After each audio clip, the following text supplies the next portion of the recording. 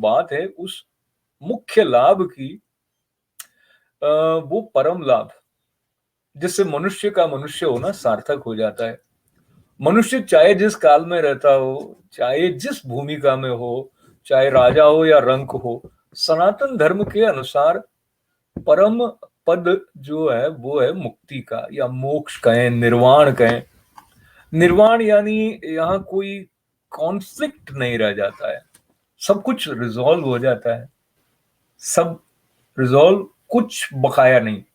इसीलिए ऋषि ऋण, देव ऋण, पितृ ऋण का उल्लेख हमारी परंपरा में है। मनुष्य रूप में जिन जिन से जहां जहां लिया, प्रकृति से लिया तो भी वापस लौट आना है कृतज्ञता के साथ अपनी ओर से, और उसका बोध अपने कर्तव्य के साथ भी जुड़ा हुआ है। कर्तव्य से, कर्तव्य का कुशलता से संपादन करने के संतोष से हम सभी परिचित हैं। इस कुशलता और निष्ठा के जिस स्तर पर 51वें श्लोक में श्री कृष्ण अर्जुन को स्पष्टता का लाभ, आलोक दे रहे हैं, आइए उस तरफ चलते हैं। कर्मजम बुद्धि युक्ता ही फलम त्यक्त्वा मनीषिणः जन्म बंध विनिर्मुक्ताः पदम गच्छन्त्यनामयम्।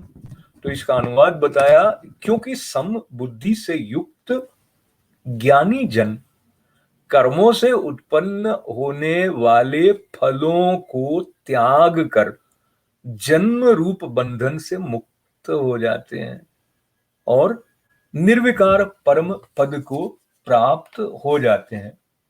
तो ये जो कुशलता और निष्ठा की बात आई, इसको लेते हुए चलें कि कर्मों से उत्पन्न होने वाले फलों को त्यागने के लिए क्यों इतना जोर दिया गया है। यहां पर ये याद रखना और समझना जरूरी है कि फल हट नहीं रहा है, कर्म का फल तो आ ही रहा है, पर अपने कर्तव्य में जो कर्तृत्व का भाव है कि भाई मैंने किया, मेरे करने से हुआ, मैंने ये किया, ये पाया, ये करूंगा, वो पाऊंगा, इसकी योजना तो बनानी है, लेकिन उसमें बंधना नहीं है। ये कैसे संभव है?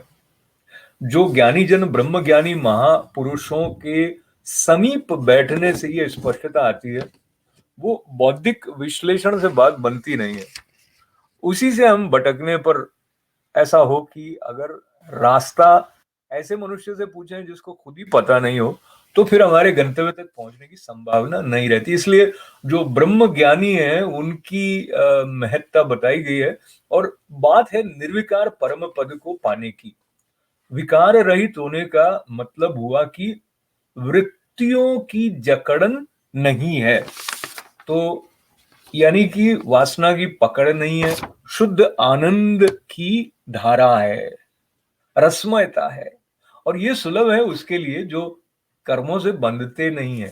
कर्मों से बंध गए तो जो पाया उसमें ध्यान लगा रहेगा, जो नहीं पाया उसकी कसक रहेगी, अपने आत्मस्वरूप की ओर ध्यान कैसे जाएगा, उसका अवकाश ही नहीं रहेगा।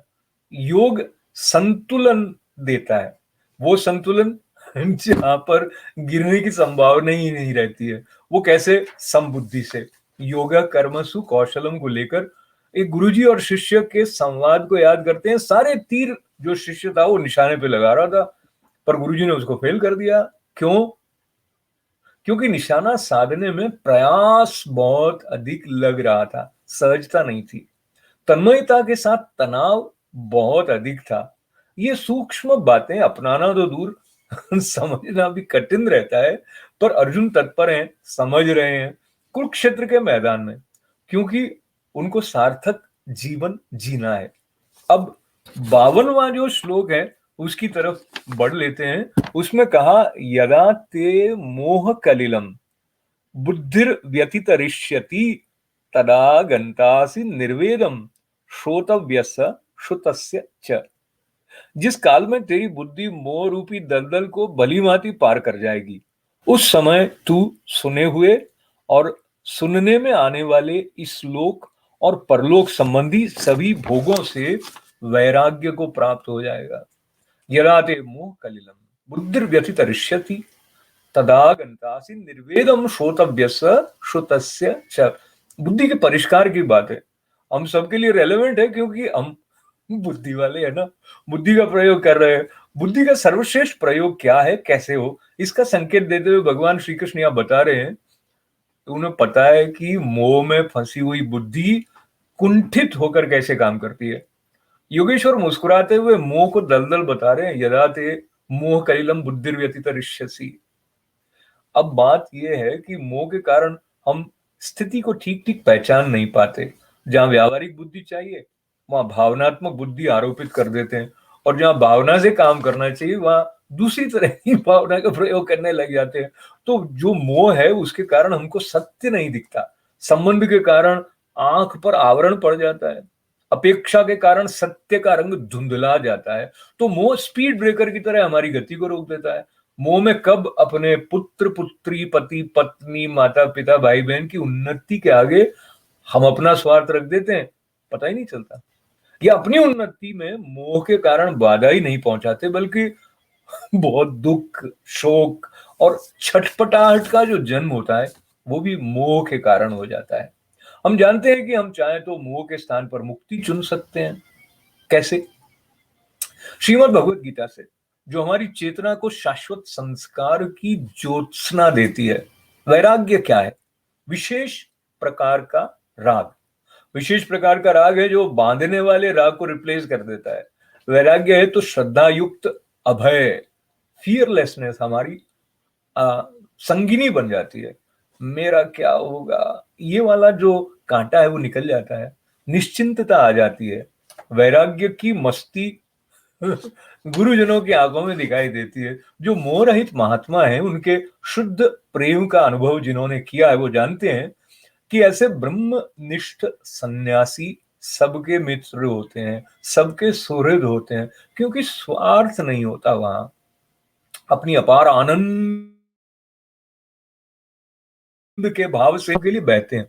ऐसे संतों के चरणों में बैठकर श्रीमद् भगवत गीता का सार सुनने का सौभाग्य जिन्हें मिलता है वो धन्य है। हम सब मनुष्य होने के नाते धन्य तो हैं ही, पर याद करें, मोक्ष द्वारे द्वारपाला चत्वारः परिकीर्तिताः, क्षमो विचारः संतोष, चतुर्थ साधु संगम। तो बताया कि मोक्ष का जो द्वार है उसके वहां पर 4 द्वारपाल हैं, और अगर मोक्ष के द्वार को पार करना है, उधर जाना है, तो इन सबको साथ लेना पड़ता है। यानी हमारे भीतर क्षमा का भाव हो, हम आत्म विचार करते हो, अंतर्मुखता हो, हमारे अंदर संतोष हो यानी कोई ऐसी कसक छटपटाहट व्यग्रता आतुरता अकुलाहट, ये सारे जो स्ट्रेस इत्यादि हैं, उनको लेके मोक्ष एंट्री नहीं मिलती है वहां पे। तो इसलिए उनको डील करना बहुत जरूरी है। और चौथा जो दुर्लभ है वो है साधु का संगम। तो वो अपने जीवन में आए, ऐसी प्रार्थना करते हुए इटर्नल गीता की जो ये श्रृंखला है, प्रेम और कृपा प्रसूत आह्वान है हमारे लिए। हम अपनी सर्वश्रेष्ठ पूंजी सर्वोत्तम लाभ को प्राप्त करें, और इस मंगल कामना के साथ में जब आज विराम की तरफ बढ़ रहे हैं तो सीधा सीधा विराम की तरफ ही बढ़ जाते हैं, किंतु बढ़ते बढ़ते ये जो आज के श्लोक हैं उनको एक बार उन्हें छू लेते हैं। कर्मजम बुद्धि युक्ता ही फलम त्यक्त्वा मनीषिणः जन्म बंधर विनिर्मुक्ताः पदम गच्छन्त नाम्यहम्। और यदा ते मोह कलिलम बुद्धिरतितरिष्यति तदागंतासि निर्वेदम श्रोतव्यस्य श्रुतस्य च। तो मोह से हम पार हो जाएं, ऐसी कृपा श्री कृष्ण की हम सब पर हो। और ये जो एक यज्ञ है इटर्नल गीता का, इसके विस्तार में आप इसको लाइक करने और शेयर करने का जो अनुष्ठान का आहुति वाला अपना क्रम है उसको कर रहे हैं, और करें। विस्तार की दृष्टि से उसका अपना एक आनंद है, पर आपका जो जुड़ना है वो बहुत महत्वपूर्ण है। उसके लिए आपका आभार। बहुत बहुत मंगल कामनाएं। जय श्री कृष्णा।